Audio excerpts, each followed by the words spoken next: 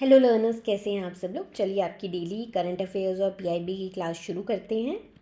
सबसे पहले RBI grade B के स्टूडेंट्स के लिए एसबीआई पीओ, आईबीपीएस पीओ, किसी की भी आप प्रिपरेशन कर रहे हैं, आपके लिए बेस्ट सोर्स है बिगनर टू बैंकर कोर्स। इसमें आपको basic to advanced video classes मिल जाएंगी कॉन्सेप्ट्स की, आपको पर्सनल गाइडेंस मिलती है, आशुतोष सर की सिलेबस आपका कवर होगा, स्टडी नोट्स मिलेंगे, प्रैक्टिस मटेरियल मिलेगा, प्रीवियस ईयर क्वेश्चंस मिलेंगे, डाउट क्लियरेंस सपोर्ट भी आपको ईमेल के थ्रू मिलता है।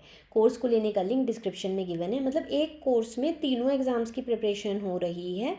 आप बताओ कहाँ मिलता है आपको ऐसा। और प्राइस सुनोगे ना तो और भी ज़्यादा अच्छा है। स्टैंडर्ड और प्रो दो वर्जन्स में अवेलेबल है। स्टैंडर्ड सब कुछ आपका ऑनलाइन रहेगा। देखो अब एआई का ज़माना है, सब ऑनलाइन ही चाहिए होता है।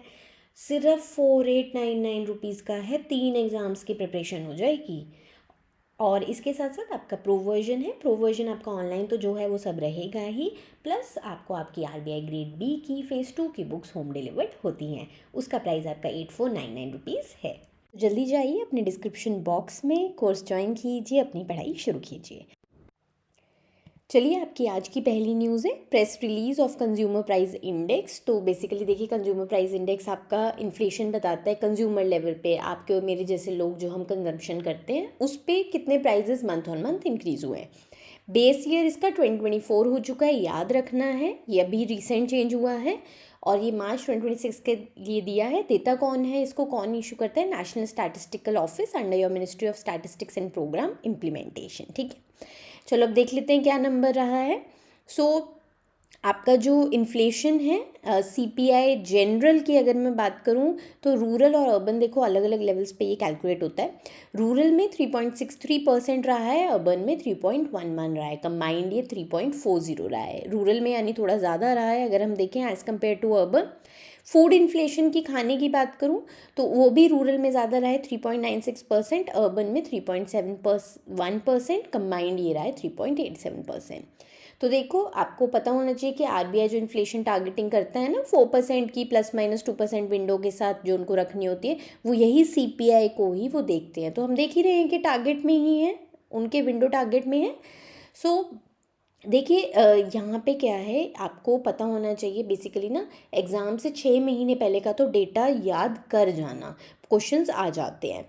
और ये 2 लेवल पर होता है। आपका इन्फ्लेशन होता है जिसमें सारा कुछ ही, जनरल इन्फ्लेशन में आपकी सारी आइटम्स इंक्लूडेड होती हैं, फूड इन्फ्लेशन में सिर्फ फूड आइटम्स का निकलता है।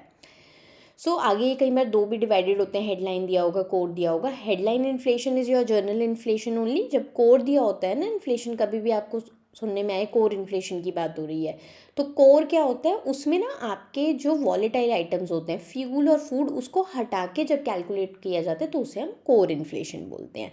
और general inflation is your headline inflation only. चलिए सेक्टर वाइज भी देख लेते हैं किन सेक्टर्स की वजह से हाईएस्ट इन्फ्लेशन आया है कि ये नंबर इतना आपको देखने को मिल रहा है। So personal care and miscellaneous services में आपके सबसे ज़्यादा ग्रोथ प्राइजेस में देखी गई है। और उसमें भी किस में, आपके गोल्ड एंड सिल्वर के मेटल प्राइजेस के ऊपर जाने की वजह से ये इंक्रीज़ आया है। यहीं आपका एनर्जी का भी अगर हम देखें तो एनर्जी सेगमेंट में हमें पता है कि देखो वेस्ट एशिया में जो चल रहा था उसकी वजह से आपके एलपीजी के, डीजल के प्राइजेस स्लाइटली ऊपर गए हैं, उसकी वजह से भी आपका ये इंडेक्स बढ़ा है। चलिए स्टेट वाइज परफॉर्मेंस भी देख लेते हैं। तो देखो जो सीपीआई होता है ना, ये स्टेट वाइज भी अलग अलग होता है। जनरल तो हम निकाल लेते हैं एवरेज करके पूरी कंट्री का, पर यहीं अगर मैं स्टेट वाइज बात करूँ तो तेलंगाना में सबसे ज़्यादा देखा गया 5.83%, मतलब देखो विंडो पार ही करने वाला था ये 6% की। और दिल्ली में आपका लोएस्ट इन्फ्लेशन देखा गया अमंग ऑल दी जोन्स। चलिए नेक्स्ट है, world bank releases $340 million for Andhra Pradesh Amravati capital city project. तो आपको पता होना चाहिए, हमने पिछले दिनों किया था डिस्कस कि अमरावती आपकी कैपिटल बन गई है आंध्र प्रदेश की। तो उसके लिए अब उसको देखो डेवलप करना है, वहाँ पे इंफ्रास्ट्रक्चर बनाना है, उसके लिए लोन लिया है सरकार ने। सो ये स्टेट गवर्नमेंट ने लोन लिया है। एंड ये जो लोन है ना, वैसे टोटल जो फंडिंग है वो $1.6 बिलियन की होगी, जिसमें से वर्ल्ड बैंक और एशियन डेवलपमेंट बैंक मिला के $800 मिलियन एक देगा, $800 मिलियन एक देगा। और वर्ल्ड बैंक ने अपने हिस्से में से जो $800 मिलियन देना है उसमें से उन्होंने $340 मिलियन अभी रिलीज़ कर दिया। ठीक है, अभी देखो ये ना किश्तों में रिलीज़ हो गया पैसा। कैसे रिलीज़ होगा? प्रोग्राम फॉर रिजल्ट्स फ्रेमवर्क इन्होंने कहा है वर्ल्ड बैंक और एशियन डेवलपमेंट बैंक ने कि उसके हम उसको फॉलो करेंगे। मतलब क्या है, वो देखेंगे कि उन्होंने ना पूरा स्केड्यूल बना दिया है और वो देख रहे हैं कि आप क्या जितना भी मैंने, जैसे कि मैंने आपको अभी $340 मिलियन दिया है, आपने उसका सारा काम कर लिया है। जो जो आपने मुझे कहा था कि इससे मुझे ये रोड बनानी है, फ्लड मैनेजमेंट का काम करना है, एनवायरनमेंट रिलेटेड कुछ भी काम करना है, अगर आपने वो कर दिया है, अचीव कर लिया, तभी मैं आपको अगला आपका ट्रांचे दूंगा। चलिए इसमें और टर्म्स देख लेते हैं लोन की। इंटरेस्ट रेट 8 से 8.5% के बीच में रहेगा, लेकिन ग्लोबल जो भी फ्लक्चुएशन होगी वो इसमें इम्बाइब्ड है, मतलब फ्लोटिंग रहेगा।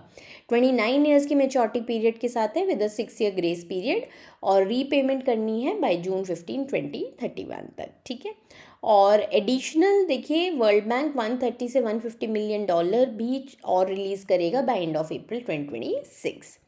चलिए वर्ल्ड बैंक के बारे में जान लेते हैं। तो ये इंटरनेशनल फाइनेंशियल इंस्टीट्यूशन है, जैसे हमारी इंडिया की होती है ना, जैसे सिडबी हो गया, नबार्ड हो गया, वैसे ना ये वर्ल्ड लेवल का है, ठीक है।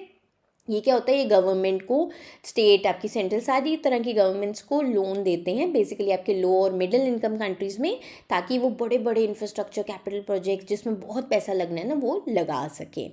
और इनका गोल क्या है, पॉवर्टी, एक्सट्रीम पॉवर्टी को ख़त्म करना और प्रॉस्पेरिटी सस्टेनेबल वे में सारी कंट्रीज़ में लाना, ठीक है। ये जो है ना ऑर्गेनाइजेशन आपकी 1944 में इस्टेब्लिश हुई थी। ब्रेटन वुड्स कॉन्फ्रेंस हुआ था, तो दो ऑर्गेनाइजेशन बेसिकली ना ब्रेटन वुड्स से आपकी बनी थी, एक वर्ल्ड बैंक और एक आपका IMF, international monetary fund. Headquartered है वर्ल्ड बैंक आपका वॉशिंगटन DC में। इसके प्रेसिडेंट करंटली अजय बांगा जी हैं। और ना इसके अंतर्गत ना, वर्ल्ड बैंक के अंतर्गत दो और इंस्टीट्यूशंस आती हैं, ठीक है। ये याद रखना है, IBRD, international bank for reconstruction and development. ये मिडिल इनकम कंट्रीज़ को लोन्स देती है बेसिकली, ये जो आपका बैंक है ना, क्यों देती है, जिससे वो और डेवलपमेंट कर सके। तो जैसे जो हमें वर्ल्ड बैंक का देख रहे हैं ना, ये जो लोन है अमरावती वाला, वो इसी आपकी जो ब्रांच है इसी ने फंड किया है। Then IDA, international development association भी है, ये भी इंस्टीट्यूशन आपका वर्ल्ड बैंक के अंतर्गत ही आता है। ये इंटरेस्ट फ्री लोन्स और ग्रांट्स देते हैं टू पुअरेस्ट कंट्रीज़। तो बेसिकली जो IBRD है वो मिडिल इनकम आपकी कंट्रीज़ में आ जाते हैं, जो अपना लोन चुका सकते हैं। IDA उनके लिए जिनका पता नहीं यहाँ से बहुत मुश्किल है पैसा वापस आना, ये प्रिंसिपल ही दे दे, तो उनके लिए वो बनाया गया पुअर कंट्रीज़ के लिए। चलिए नेक्स्ट है, government notified startup India fund of funds 2.0 with 10,000 crore corpus to mobilise capital for startups. तो आपका फंड देखिए, फर्स्ट जो था उससे काफ़ी डेवलपमेंट स्टार्टअप्स में हमने देखी है। सो सेकंड जो है आपका 10,000 करोड़ इसका कॉपर्स रहेगा, और 16th और 17th फाइनेंस कमीशन साइकिल में ये बेसिकली आपके ये फंड रहेगा, चलेगा। देन ये जो है ना, अब इसकी अप्रोच आपके फर्स्ट वाला जो फेज़ था ना उससे थोड़ी अलग है। इसमें ना 4 स्पेसिफिक सेगमेंट लिए आए हैं कि इसी पे हम ज़्यादा फोकस करेंगे, जिसमें आपका डीप टेक हो गया, उसमें पूरे R&D करना, ठीक है। इनोवेटिव मैन्युफैक्चरिंग जो करेगा उसको देंगे, इसके अंतर्गत स्टार्टअप जो लगाएगा उसको हेल्प करेंगे। इनोवेट आपकी अर्ली ग्रोथ स्टेज में होंगी जो भी स्टार्टअप्स, उनको मिलेगा। एंड देन सेक्टर एग्नोस्टिक, तो जो भी इनोवेटिव स्टार्टअप्स आपकी अक्रॉस वेरियस इंडस्ट्रीज लग रही है उनको एक जर्नल सपोर्ट मिलेगा। तो अभी इसकी जो आगे है आपकी पूरी स्कीम की डिटेल्स दी जाएंगी, अभी सिर्फ नोटिफाई किया गया है, ठीक है। उसमें अमाउंट वगैरह बताई जाती है और सेक्टर्स कौन से होंगे। इस फंड से एक्सपेक्ट किया जा रहा है कि 40,000 to 50,000 crore rupees private sector mobilise करेगा और 10,000 करोड़ रुपीज़ का हेल्प सरकार देगी उनको, ठीक है।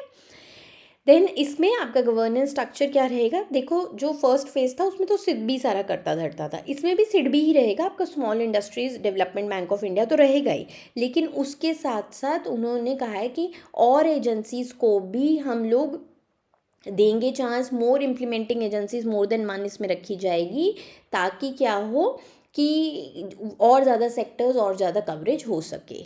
इसके साथ साथ एक स्पेशलाइज कमेटी भी बनाई जाएगी, जिसमें इंडस्ट्री के जो दिग्गज हैं उनको आप कमेटी के मेंबर्स बनाया जाएगा, जो देखेंगे कि किस स्टार्टअप में फंडिंग डालनी है। फंडिंग जो है ना, इन फंड, ये फंड ऑफ फंड्स है, वर्ड आपने पढ़ा ना, fund of funds.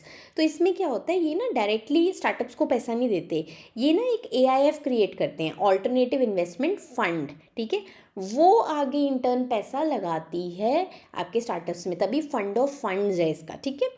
Then AIFs जो हैं कि कौन से AIF चुने जाएंगे, कौन से AIF सही हैं, किनको पैसा देना है, वो ये कमेटी ही आपकी venture capital investment committee decide करेगी। देन एक हाई लेवल एम्पावर्ड कमेटी भी आपकी बनाई जाएगी, जो देखेगी प्रोग्रेस स्कीम का कैसा चल रहा है।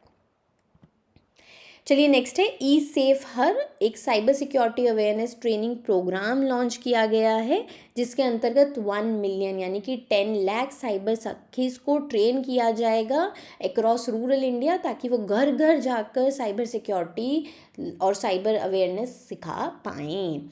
एंड ये आपका ministry of electronics and information technology और रिलायंस फाउंडेशन ने मिलकर लॉन्च किया है।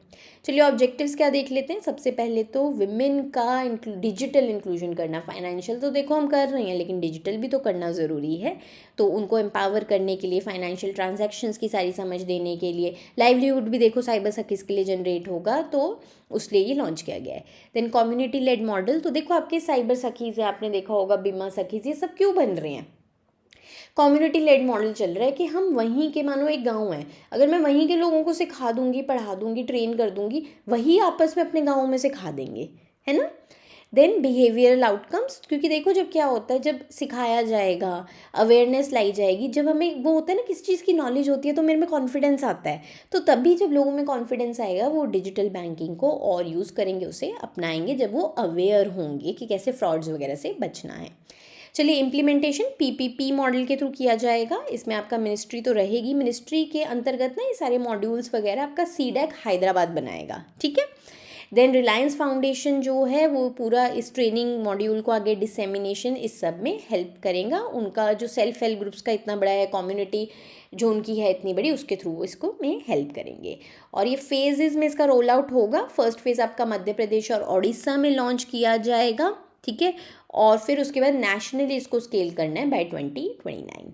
अब देखो साइबर सखीज़ ही क्यों? सबसे पहले तो अब हमने बात तो कर ली, इसका और भी बेनिफिट है, क्योंकि जब आप लोकल किसी को उठाओगे ना, उनको एक तो लैंग्वेज आती होगी, वहाँ के तरीके तौर तरीके सारे जानते हैं, है ना। और उसके बाद आप लास्ट माइल रीच कर सकते हो इसी तरीके से। अब ये देखो यहाँ बैठा कोई इंसान है शहर में, अब वो तो सारे गाँव में हो सकता है ऐसे टिक मार रहे हो, मैं हर गाँव वो जानते ना हो, ठीक है। अगर उसी गाँव का किसी को उठाओगे ना, लास्ट माइल रीच आपकी हमेशा बेटर होगी। चलिए नेक्स्ट है, Gujarat police became the first law enforcement agency in India to deploy नरित एआई, ये narcotics analysis and RAG based investigation tool है, ठीक है। तो देखो जो हमारा नारकोटिक्स ब्यूरो है ना नेशनल लेवल पे, उन्होंने भी अब टूल तो बनाई हुई है, पर फर्स्ट अगर मैं स्टेट गवर्नमेंट की बात करूँ, स्टेट पुलिस की, तो वो गुजरात पुलिस बनी है जिन्होंने ऐसा टूल डिप्लॉय किया है। तो उनका गोल क्या है, क्यों ये टूल बनाया गया? देखो आपका जो एनडीपीएस एक्ट है ना, आपका narcotic drugs and psychotropic substances act है, उसमें ना वो कि पुलिस को पूरी एफआईआर और उसमें पूरी उनको जांच करनी होती है, ठीक है। अब उसमें क्या है, इस एक्ट के अंतर्गत ना लैप्सेस हो रहे हैं सरकार से, मतलब जो पुलिस है उनकी तरफ से जांच में। अब उसकी वजह से बहुत ड्रग के ऐसे केसेस है जिसमें ना एक्विट हो रहे हैं, मतलब वो इतनी मेहनत करके पकड़ते हैं, बाद में एक्विट हो रहे हैं, मतलब छोड़े जा रहे हैं, तो फ़ायदा क्या है? इसलिए उन्होंने कहा हम एआई डिप्लॉय करते हैं। अब इसमें क्या होगा कि ना सबसे पहले एआई में एफआईआर वो अपलोड करेंगे, और जो एआई है ना वो एनालाइज करेगा हाई कोर्ट और सुप्रीम कोर्ट की जितनी जजमेंट्स है ना, उसमें से कि क्या इसमें सब कुछ सही है, इन्फॉर्मेशन सारी है, कोई लीगल गैप्स तो नहीं है, और आपको पूरी एक चेकलिस्ट देगा कि ये एविडेंस आपके पास होने चाहिए, जिससे कोई भी ये इनके मतलब कि इतनी इन्वेस्टिगेशन भी करे तो एविडेंस कम न होने की वजह से उनके केस ख़त्म ना हो जाए, खारिज ना हो जाए। चलिए प्रोजेक्ट हिम सरोवर, तो ये जो प्रोजेक्ट है ना, ये आपका लद्दाख में लॉन्च किया गया। आपके recently lieutenant governor of Ladakh Vinay Kumar Saxena ji ने लॉन्च किया है। बेसिकली वहाँ पे वाटर सिक्योरिटी का ये इनिशिएटिव है कि पानी को कैसे, क्योंकि वहाँ पे ना बहुत वाटर स्कैसिटी रहती है। देखो अब ग्लेशियर्स हैं आसपास, सब कुछ है, लेकिन पीने का पानी, यूज़ करने का पानी नहीं है। सो इससे उन्होंने हाई एल्टीट्यूड एरियाज़, जैसे कि बेसिकली आपका लद्दाख है वो कोल्ड डेजर्ट बोला जाता है, वहाँ पानी है ही नहीं है, सो वो जम ही जाता है पानी सारा। सो उसके लिए, उसको टैकल करने के लिए उन्होंने ये लॉन्च किया है। सो इसमें आपकी जो स्नो मेल्ट होती है या जो भी ग्लेशियर्स के थ्रू थोड़ा रन ऑफ होता है ना, उसको हार्वेस्ट किया जाएगा। चलिए नेक्स्ट है, national institute of science education and research ने पब्लिश की है first of its kind study titled climate change and poverty in India. अब उन्होंने ना लिंक किया है कि जो ये गरीबी है ना, इस क्लाइमेट चेंज से भी लिंक्ड है, मतलब बहुत इंपॉर्टेंट और अच्छी रिपोर्ट है। एग्ज़ाम में ना पॉवर्टी रिलेटेड क्वेश्चन आए, क्लाइमेट रिलेटेड क्वेश्चन आए, ये भी रिपोर्ट डाल देना, इसका कोई डेटा याद कर लेना। पता है बच्चे ना मुझे कहते हैं हमें ना डिस्क्रिप्टिव में अच्छे नंबर नहीं मिलते, ठीक है, इसीलिए नहीं मिलते। अगर कुछ ऐसी चीज़ें डालोगे जो और बच्चा नहीं डाल रहा है, तभी तो नंबर मिलेंगे, कुछ अलग सा जवाब दोगे जब, ठीक है। चलो इस रिसर्च में ना 593 डिस्ट्रिक्ट्स अक्रॉस 21 स्टेट्स उन्होंने स्टडी की है और उन्होंने क्या कहा है दैट पॉवर्टी एक सिर्फ सोशो इकोनॉमिक इशू नहीं रहा है, वो क्लाइमेट लिंक्ड फेनोमिना हो चुका है। सबसे पहले उन्होंने कुछ पॉइंटर्स दिए हैं। सबसे पहले उन्होंने कहा है ड्रॉट डिपेंडेंस ट्रैप। तो उन्होंने कहा है जो भी डिस्ट्रिक्ट्स हैं जो ड्रॉट प्रोन है, जहाँ पे सूखा पड़ सकता है, ठीक है, और देखो सूखा तो वहीं ज़्यादा होगा ना जिन डिस्ट्रिक्ट्स में आपके प्राइमरी सेक्टर पे लोग डिपेंडेंट हैं, यानी कि एग्रीकल्चर पे, फिशिंग पे, जहाँ आपको सूखा पड़ गया, काल आ गया, पानी ही नहीं है, वहाँ पर तो देखो फ़र्क आएगा ना ड्रॉट होने की वजह से। तो उनमें 83% ज़्यादा चांसेस होते हैं कि वहाँ पॉवर्टी के लेवल्स हाई होंगे, क्योंकि क्लाइमेट चेंज हो रहा है, ठीक है। अगर क्लाइमेट चेंज होगा, ड्रॉट्स आएंगे, तो वहाँ पे पॉवर्टी ज़्यादा देखी जाएगी, क्योंकि उससे क्या होता है, क्रॉप फेल हो जाती है। क्रॉप फेल होती है तो देखो वही वो एक साइकिल हो जाता है पूरा। लोन लेते हैं, लोन लेके आपके क्रॉप्स लगाते हैं, ठीक है, सामान लेते हैं अपने एग्रीकल्चर का। अब वो क्रॉप ही फेल होगी, कहाँ से लोन चुकाएंगे, पिछला लोन चुकाने के लिए आगे और लोन लेते हैं, तो क्या है, ये डेट टू ट्रैप में फंसते जाते हैं। देन आपकी temperature variability, the silent killer, कि जो टेम्परेचर ऊपर नीचे हो रहे हैं ना इतने ज़्यादा, उसका भी बहुत थ्रेट है। अगर आपके टेम्परेचर में एक सिंगल यूनिट इंक्रीज भी आता है ना, उससे भी पॉवर्टी की आपकी जो है प्रोबेबिलिटी बढ़ जाती है। मतलब देखो उन्होंने इतने लेवल पे जाके आपके पूरे रिसर्च किया है। एंड क्यों ऐसा है, क्योंकि एक्सट्रीम हीट जो है उससे सिर्फ क्रॉप्स की, तो देखो ऑब्वियसली क्रॉप्स तो झेल ही नहीं पाएंगी, लेकिन वो लेबर एफिशिएंसी को भी ख़त्म करती है अगर आपके टेम्परेचर ऊपर जाते हैं। और उसके बाद हेल्थ इश्यूज़ भी लोगों में होने शुरू हो जाते हैं, फिर हॉस्पिटल के लंबे लंबे बिल आते हैं, फिर क्या होगा, लोग गरीबी में ही तो जाएंगे। नेक्स्ट है रीजनल डिस्पैरिटीज़। उन्होंने ईस्ट वर्सेस वेस्ट का भी किया है कि अक्रॉस इंडियन स्टेट्स भी बहुत आपका क्लाइमेट का देखो अलग अलग प्रभाव आता है, उससे अलग अलग आपका इम्पैक्ट है। वल्नरेबल जो सबसे ज़्यादा हैं वो ईस्टर्न स्टेट्स हैं, जैसे कि आपके छत्तीसगढ़, उड़ीसा, झारखंड, बिहार, वेस्ट बंगाल। हम जानते भी हैं कि यहीं पे आपके अगर देखें पॉवर्टी भी सबसे ज़्यादा यहीं है। इनमें हाईएस्ट क्लाइमेट इंड्यूस पॉवर्टी आपके इन स्टेट्स में पाई जाती है, क्योंकि यहाँ पे एग्रीकल्चर डिपेंडेंस बहुत ज़्यादा है, इंडस्ट्रीज़ कम हैं। और अगर मैं साउथ और वेस्टर्न स्टेट्स की बात करूँ तो वहाँ पे क्या है, वहाँ पे सर्विस सेक्टर, और जैसे केरला, कर्नाटका, तमिलनाडु, गुजरात, महाराष्ट्र, क्योंकि वहाँ क्या है, सर्विस सेक्टर है आपका, कहीं ना कहीं उसने बफर क्रिएट कर दिया है। देन सोशल वल्नरेबिलिटी, तो उन्होंने ये भी स्टडी किया, रीजनल वाइज तो कर लिया, उन्होंने आपकी ये भी स्टडी की कि कौन सी सोशल ग्रुप्स हैं जो ज़्यादा वल्नरेबल है। तो उसमें उन्होंने स्केड्यूल ट्राइब्स की बात की है, क्योंकि उनकी अगर आपका टेम्परेचर्स में इंक्रीज आता है तो उनका प्रोबेबिलिटी ऑफ पॉवर्टी 1.9% से बढ़ जाता है। क्योंकि क्या है, देखो ये लोग फॉरेस्ट प्रोड्यूस, इन्हीं चीज़ों पे तो डिपेंडेंट होते हैं ज़्यादा, है ना, प्राइमरी एक्टिविटीज़ पे। अब जब क्लाइमेट से सबसे ज़्यादा फ़र्क देखो क्लाइमेट ना हमारा तो शरीरों को करती है, हेल्थ को, उसके साथ साथ मेनली आपके एग्रीकल्चर को ही इम्पैक्ट सबसे पहले शुरू करती है। तो जो भी पॉपुलेशन, जो भी रीजन उस पर डिपेंडेंट है, वो पॉवर्टी में उनके चांसेस बढ़ जाते हैं जाने के। तो रिकमेंडेशंस भी दिए हैं उन्होंने इसमें, देखो कोई भी रिपोर्ट आती है ना उसमें रिकमेंडेशंस भी होते हैं, और यही रिकमेंडेशंस आपने कंक्लूजन में लिखने होते हैं, ठीक है। ये मैं आरबीआई के डिस्क्रिप्टिव की बात कर रही हूँ। इसमें उन्होंने कहा है कि आप एग्रीकल्चर को क्लाइमेट रेजिलिएंट बनाओ, ड्रॉट रेजिस्टेंट सीड्स बनाओ, ड्रिप इरिगेशन यूज़ कीजिए, ठीक है, सरकार को ये हर जगह पहुंचाना चाहिए। देन लाइवलीहुड डाइवर्सिफिकेशन, के एक फैमिली है ना, सारे एग्रीकल्चर पे ही ना डिपेंडेंट हो, अलग अलग लाइवलीहुड्स के अपने ज़रिए रखें। इसके साथ साथ उन्होंने कहा है कि फ्लड्स या कुछ भी आने वाला है उसके लिए अर्ली वार्निंग सिस्टम्स होने चाहिए, ताकि लोग उसके लिए प्रिपेयर हो सकें। चलिए नेक्स्ट है long range forecast for 2026 south west monsoon season rainfall by Indian meteorological department, तो उन्होंने दिया है। अब देखो ये भी जानना ज़रूरी है, क्योंकि ये जो आता है ना आपका फॉरकास्ट, इसका कहाँ इम्पैक्ट आता है, एग्रीकल्चर पे ही सबसे ज़्यादा आता है घूम फिर के। इस बार क्या कहा है, आईएमडी ने कहा है बिलो नॉर्मल मानसून आएगा, मतलब कम होगी बारिश, ठीक है, और एक खारिफ क्रॉपिंग सीजन के लिए बहुत ज़रूरी हो जाता है, जिसमें बेसिकली आपकी राइस ये सब उगाई जाती है। उन्होंने क्या प्रेडिक्ट किया है, रेनफॉल जो है लॉन्ग पीरियड एवरेज का 92% होगा। लॉन्ग पीरियड एवरेज आपका 87 सेंटीमीटर कहता है कि एक अगर पार्सल ऑफ लैंड है ना उस पर 87 सेंटीमीटर आपकी वो होगी, बारिश होती है, ठीक है। अब ये जो लॉन्ग पीरियड एवरेज है ना आपका 1971 से 2020 के डेटा को पूरा कैलकुलेट करके फिर उसका एवरेज लिया जाता है। सो IMD ने इसलिए इसे बिलो नॉर्मल कहा है, क्योंकि जब भी आपके लॉन्ग पीरियड एवरेज का 90 to 95% के बीच में होगी ना, इन्होंने क्या कहा 92% होगी, उसका 92%, 87 सेंटीमीटर का 92%, तो उसे ये बिलो नॉर्मल कहते हैं। इसके साथ साथ उन्होंने कहा रीजन वाइज भी देखो अलग अलग रहेगा। सो बिलो नॉर्मल आपके सेंट्रल इंडिया और वेस्टर्न इंडिया में एक्सपेक्टेड है, और नॉर्मल टू अबव नॉर्मल रहेगा आपके north east India, north west India और साउथ पेनिनसुलर इंडिया में, कि वहाँ फिर भी रेनफॉल ठीक आएगी। अब देखो ये इन्होंने बता तो दिया, इन्होंने ये भी कहा है कि क्या ड्राइवर्स हैं, किस वजह से ये कहा है कि बिलो नॉर्मल रहेगा। तो ये ना वर्ड्स याद रख लेना, ये ना कॉन्सेप्ट्स कहीं पर पूछ लेते हैं एग्जाम में, ठीक है, खासकर RBI में। सो एल नीनो उन्होंने कहा है, एल नीनो इसका सबसे बड़ा रीज़न है। एल नीनो ना बस आराम से समझो, जब भी एल नीनो कंडीशंस बनती हैं ना आपकी पैसिफिक ओशन में, तो क्या होता है हमारे यहाँ और मानसून कम आता है, बस इतनी सी बात याद रखो। सो एल नीनो अगर कंडीशंस बनी आपकी, ये देखो अभी पता चलेगा, अभी तो न्यूट्रल फेज पे है, अभी बनी नहीं है। सो अगर ये मानसून मंथ्स में आ गई कंडीशन तो रेनफॉल कम होगा इंडिया में। दूसरा है इंडियन ओशन डाइपोल, इसमें भी याद रखो पॉजिटिव होता है ये डाइपोल, तो आपका क्या होता है, आपका अच्छा रहता है रेनफॉल, तो एक्सपेक्टेड है पॉजिटिव हो जाएगा। लेकिन एल नीनो में देखो मेजर है, एल नीनो की वजह से ज़्यादा इम्पैक्ट आता है then your Indian Ocean dipole.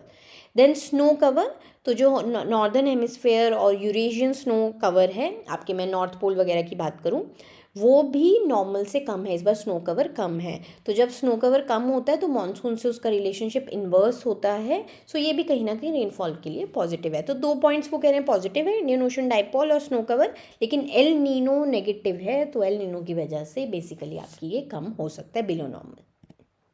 चलिए नेक्स्ट है IUCN released update to its red list of threatened species. तो उन्होंने बेसिकली 3 स्पीशीज़ का स्टेटस चेंज किया है। एम्परर पेंगुइन को उन्होंने नियर थ्रेटन्ड से एंडेंजर्ड पे डाल दिया। मतलब कि ये पता है क्या होता है, जैसे जैसे वो आपकी ना ये 7 कैटेगरीज में डिवाइडेड है, ठीक है, लिस्ट आप नीचे देख लीजिएगा, 7 कैटेगरीज आपकी बताई हुई हैं।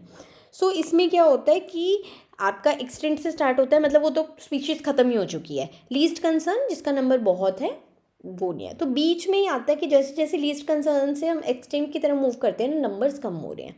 तो अब उन्होंने नियर थ्रेटन से एंडेंजर्ड कर दिया, मतलब इसके नंबर कम हो रहे हैं, अब इस पर ज़्यादा ध्यान दो, सारी गवर्नमेंट्स को कहा है। अभी ये पेंगुइन्स हैं तो यानी कि ये आइस से आपके रहते हैं जहाँ पर भी स्नो कवर्स हैं। सो वो कह रहे हैं कि सी की आइस जो है ना, वो देखो हमें तो पता ही है कि लॉस हो रहा है उसका, उसकी वजह से पेंगुइन्स के नंबर भी ख़त्म हो रहे हैं, क्योंकि उनके पास स्टेबल कोई रहने की जगह नहीं रही है ना। आइस ब्रेक्स बहुत हो रहे हैं आपके, पूरे क्या कहते हैं टूट के गिर रहे हैं, तो उसका क्या है कि उनकी कहीं ना कहीं रहने की, उनकी कॉलोनीज, उनकी जगह ख़त्म हो रही है। साइंटिस्ट प्रेडिक्ट करें अगर ऐसे ही चलता रहा ना तो 2080 तक उनकी पॉपुलेशन आधी रह जाएगी।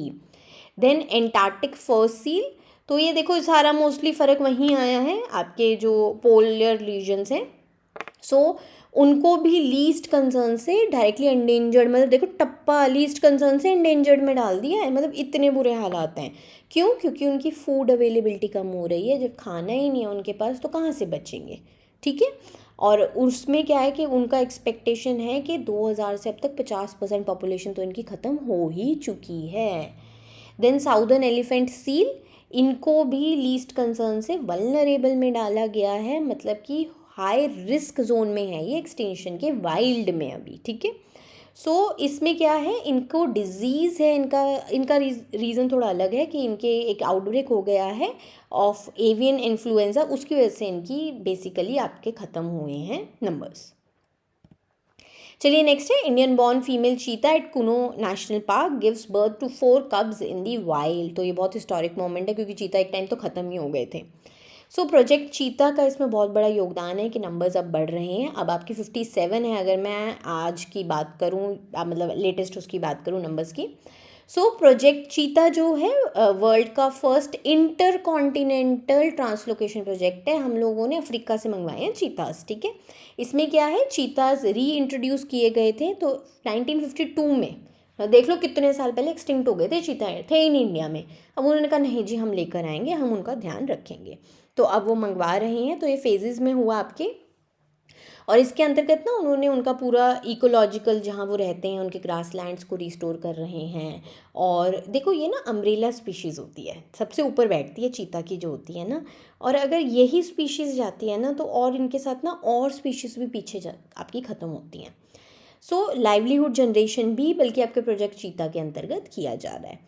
चलिए फेजेस में हुआ। फेज़ 1 2022 में ना आपके 8 चीतास मंगवाए थे नामीबिया से, फिर फेज़ 2 में 12 मंगवाए थे साउथ अफ्रीका से, फेज़ 3 आपका करंटली फेब में हुआ था, हमने न्यूज़ में कवर भी किया था, नहीं किया तो फेब में जाके कवर कर लेना। सो फेज़ 3 में 9 चीतास आए थे आपके बोत्सवाना से। और जो ये चीतास हैं ये आपके Gandhi Sagar wild life sanctuary Madhya Pradesh में भी अब कहा जा रहा है कि हम इनको इंट्रोड्यूस करेंगे। अभी तक तो सारे कुनो नेशनल पार्क मध्य प्रदेश में है, लेकिन अब कह रहे हैं गांधी सागर में भी हम कुछ चीतास लोकेट करेंगे। और इसको देखने के लिए लीड एजेंसी है आपकी नेशनल टाइगर कंजर्वेशन अथॉरिटी। चलिए नेक्स्ट है 9th Indian ocean conference in port Louis Mauritius में आपकी हुई है। थीम था इसका collective stewardship for Indian ocean governance. तो इसके मेन पॉइंट्स देख लेते हैं। इंडिया मॉरिशस एनर्जी पैक्ट, सबसे बड़ा तो आउटकम यही है कि इंडिया ने कहा है कि वो मॉरिशस को ऑयल एंड गैस सप्लाई करेगा, क्योंकि वेस्ट एशिया में जो इतनी वॉलेटिलिटी चल रही है उसके चलते। दूसरा, मालदीव्स मॉरिशस डिप्लोमेटिक एब्सेंस। देखो अब मॉरिशस में हुआ ना तो मालदीव्स आया नहीं, क्योंकि इन दोनों के बीच ना चागोज आइलैंड को लेके टेरिटोरियल डिस्प्यूट चल रहा है। इसके साथ साथ नेपाल के जो फॉरेन मिनिस्टर हैं उन्होंने ने कॉन्सेप्ट दिया इकोलॉजिकल ब्रिज। ठीक है, सो उन्होंने क्या कहा है कि हिमालयन ग्लेशियर्स ना पिघल रहे हैं, और हिमालयन ग्लेशियर्स को ना थर्ड पोल बोला जाता है। तो उन्होंने कहा है कि इसकी जो है उसके लिए हम लोगों को एक इकोलॉजिकल ब्रिज क्रिएट करना है कि ये जो पिघल रहे हैं क्या है, अल्टीमेटली देखो पिघलेंगे, सी लेवल राइज होगा, वर्ल्ड क्लाइमेट ख़त्म, मतलब है तो कैटास्ट्रॉफिक ही है ये सब कुछ। सो इंडियन ओशन कॉन्फ्रेंस की अगर मैं बात करूं तो एक 1.5 डिप्लोमेटिक फोरम है। 1.5 का मतलब होता है जिसमें सरकार के साथ साथ और आपके think tank, scholars, non government experts भी होते हैं। इसे 2016 में लॉन्च किया गया था, फर्स्ट एडिशन आपका सिंगापुर में हुआ था, और इसे इंडिया फाउंडेशन ऑर्गेनाइज करती है। इनका ऑब्जेक्टिव क्या है कि बेसिकली ना आपके जो इंडियन ओशन रीजन में स्टेट्स हैं, कंट्रीज़ हैं, जो भी लगते हैं, उनके स्टेट्स, मिनिस्टर्स, पॉलिसी एक्सपर्ट्स आपके सारे ना आके मिल के बातचीत करते हैं। देन इसमें आपका जो इंडियन ओशन रीजन है वो nearly 20% of world water surface को कवर करता है, और 80% ऑफ ग्लोबल ऑयल ट्रेड इसी के थ्रू होता है। चलिए नेक्स्ट है, ministry of labour and employment ने MOU साइन किया है पॉटर एंड गिगिन टेक्नोलॉजीज़ के साथ। ये दोनों अलग हैं, पॉटर अलग है और गिगिन टेक्नोलॉजीज़ के साथ। क्यों? ताकि वो एम्प्लॉयमेंट बढ़ा सकें थ्रू नेशनल आपका करियर सर्विस पोर्टल। तो आपकी बेसिकली ये जो फर्म्स हैं ये NCS पोर्टल पर लिस्ट करेंगी जॉब्स, और वहाँ से लोग जॉब्स के लिए अप्लाई कर सकेंगे। Then mister Peter Magyar and his Tisza party landmark victory in Hungary's national elections. तो वो वहाँ पे जीत गए हैं। उन्होंने इससे पहले ना 16 साल से जो थे वहाँ पे विक्टर ऑर्बान थे, उनसे गद्दी छीन ली है पीटर माग्यार जी ने। चलिए बैकग्राउंड क्या है इसका। जो पीटर माग्यार जी हैं वो एक डिप्लोमेट और लॉयर थे, और वो पहले विक्टर ऑर्बान जी की ही पार्टी के थे। ठीक है, उन्होंने उनकी जो फिदेस पार्टी है उसको छोड़ के ना अपनी एक ऑपोजिशन तिज्दा पार्टी बना दी थी, और अब वो जीत गए हैं। देन नेक्स्ट है, सैड न्यूज़ है कि क्वीन ऑफ मेलेडी जो हमारी आशा भोंसले जी थी उनका निधन हो गया अप्रैल 12, 2026 को। तो देखिए लेजेंडरी, एक बहुत मतलब कहते हैं ना इतनी बड़ी महान हस्ती हैं, उनका निधन हुआ। सो वो उनका कब वो पैदा हुई थी, वो सितंबर 8, 1933 को बेसिकली आपका सांगली स्टेट ब्रिटिश इंडिया के टाइम पैदा हुई थी। अब वो महाराष्ट्र में लोकेटेड है। अब उनके ना इतने अवार्ड्स, ऑनर्स, इतना कुछ उन्होंने अचीव किया है ना, मैं यहाँ मेन लिख सकती थी, मतलब उसके लिए तो पूरी क्लास मुझे वरना लेनी पड़ती। सबसे पहले गिनीज वर्ल्ड रिकॉर्ड में उनका नाम है as the most recorded artist in music history. मतलब 12,000 songs in 20 Indian and foreign languages, मतलब अलग ही लेवल। एंड इसके साथ साथ वो फर्स्ट इंडियन सिंगर थी जो ग्रैमी अवार्ड के लिए भी नॉमिनेट हुई थी। अवार्ड्स क्या क्या मिले उन्हें, दादा साहेब फाल्के अवार्ड मिला था 2000 में, पद्म विभूषण जो सेकंड हाईएस्ट सिविलियन ऑनर है इंडिया में वो मिला था 2008 में। इसके साथ साथ नेशनल फिल्म अवार्ड्स भी मिल चुके हैं उमराव जान इजाज़त के लिए। फिल्म फेयर अवार्ड्स भी वो 7 टाइम्स जीत चुकी हैं with life time achievement award also. चलिए नेक्स्ट है ISSF world cup rifle pistol 2026। तो ये आपका कंडक्ट हुआ है ग्रेनाडा स्पेन में ये हुआ था। इंडिया का रैंक 3rd रहा है, हमें 1 गोल्ड मेडल ही मिला है, बस 1 गोल्ड मेडल है। एंड लेकिन वो भी बहुत अच्छा है, उन्होंने बहुत अच्छी अचीवमेंट करके हम अभी देखेंगे। जो टॉप रैंकर रहे हैं वो चाइना रहा है इस इवेंट में, और वो फर्स्ट रहे हैं, उनको टोटल 13 मेडल्स मिले हैं। इंडिया का जो एक गोल्ड मेडल है वो लाए हैं एथलीट्स पलक गुलिया जी और Mukesh Nelavalli ji in 10 metre air pistol mix team. अभी इन्होंने एक गोल्ड आया ना, लेकिन ऐसे कहते हैं ना, बिल्कुल अचीवमेंट के साथ लाए हैं, अच्छी बड़ी। क्या है, उन्होंने वर्ल्ड रिकॉर्ड बनाया है एंड जूनियर वर्ल्ड रिकॉर्ड भी बनाया है विद फाइनल स्कोर ऑफ 487.7। उन्होंने जो आपका वर्ल्ड चैम्पियन थे ना, चाइनीज़ प्लेयर थे, उनको हरा के वर्ल्ड आपका नंबर 1 स्पॉट लिया है और वर्ल्ड रिकॉर्ड भी तोड़ा है। चलिए लास्ट है 2026 मॉन्टे कार्लो मास्टर्स, तो ये आपका हुआ है और इसमें क्या है, आपके विनर रहे हैं जानिक सिनर्जी जो इटली से हैं, और रनर अप रहे इस इवेंट के आपके कार्लोस एल्काराज जो कि स्पेन से हैं। और इसमें क्या है, इसके बाद देखिए थोड़ा रैंकिंग्स में भी आपकी शिफ्ट आया है टेनिस रैंकिंग्स में। तो अब जो हैं आपके जैनिक सिनर जो हैं ATP वर्ल्ड नंबर 1 स्पॉट पे आ गए हैं आफ्टर दिस विन, और इसके साथ साथ वो खिलाड़ी बन गए हैं सेकंड प्लेयर हिस्ट्री में जिन्हें ट्रिपल अचीवमेंट हो चुका है, जिन्होंने सनशाइन डबल भी जीत लिया है और Monte Carlo in the same season. तो इससे पहले सिर्फ नोवाक जोकोविक थे जिन्होंने जीता था, उसके बाद ये सेकंड बने हैं जानिक सिनर जी। चलिए मैं फिर रिपीट कर देती हूँ। RBI grade B, SBI PO, IBPS PO किसी की भी तैयारी कर रहे हो, best course beginner to banker course का लिंक डिस्क्रिप्शन में है। 2 वर्जन्स में अवेलेबल है, स्टैंडर्ड एंड प्रो। स्टैंडर्ड 4899 का है, सारा ऑनलाइन रहेगा। प्रो आपका 8499 का है, सब ऑनलाइन रहेगा। प्लस आपको RBI ग्रेड बी की ESI और FM की बुक्स होम डिलीवर्ड होती हैं।